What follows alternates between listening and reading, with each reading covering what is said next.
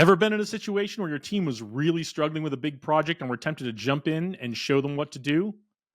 How do you know, as a leader, when to intervene and when to stay out of it?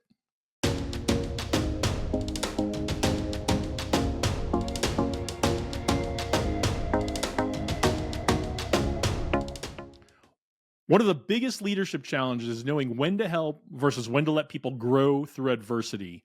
Stepping in too soon stifles autonomy and growth, but waiting too long can lead to catastrophic failure. We've all been there. Today, I'm going to show you a framework for making that call with confidence. And that framework includes 3 techniques we haven't talked about before.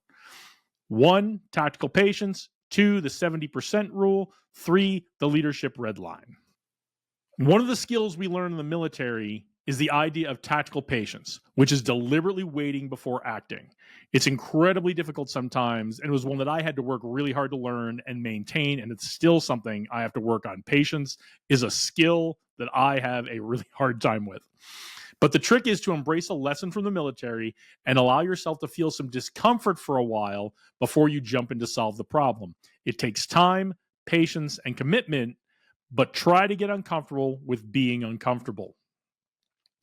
Now, military life is full of discomfort, so we get a lot of practice at this. But if you haven't served, you might need to find some experiences that make you uncomfortable to prepare yourself for being comfortable with discomfort in these kinds of situations. So working out, forcing yourself to try new foods, traveling to new places, or even a cold plunge, which is getting really popular, are all things you can try to experience some discomfort to inoculate yourself a little bit when discomfort comes in the workplace with your team.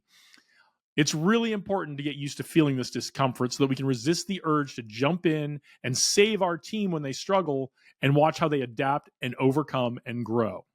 Our second technique is the 70% rule. It's another 70% rule. I know we're given a lot of 70% rules, 80% rules, but the logic behind this is kind of sound.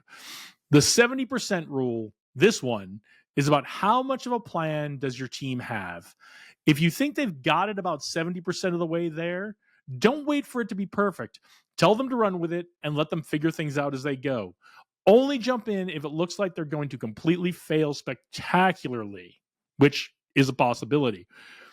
Now, it's particularly important that you let the team go forward, even if you disagree with their approach. If it looks like they have a path to success, let them go for it, even if you would do it differently. At Amazon, they call this the disagree and commit culture. Our third technique is called the leadership red line.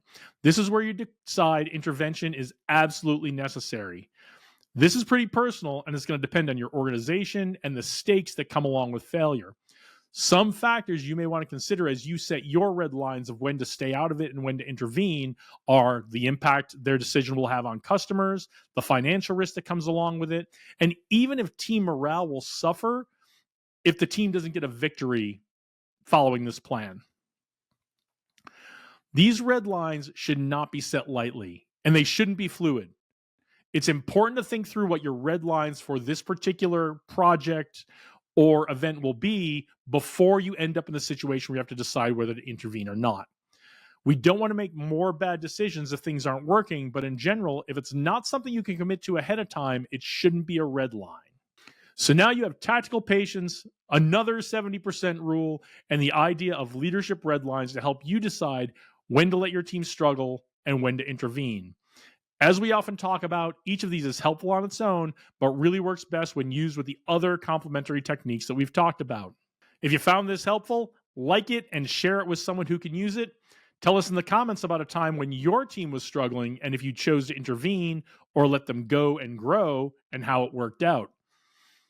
If moving up in the world as a leader, developing your leadership skills is on your agenda this year, check out our Be the Boss You Always Wish You Had online program that will help you develop the leadership skills you need to be a great leader in the future, lead your team to success. If you're in HR or a senior leader in a company, we have a very similar program with in-person and coaching components to it called our Leadership Academy. So check that out. The links to both of those will be at the end of the show and in the episode description.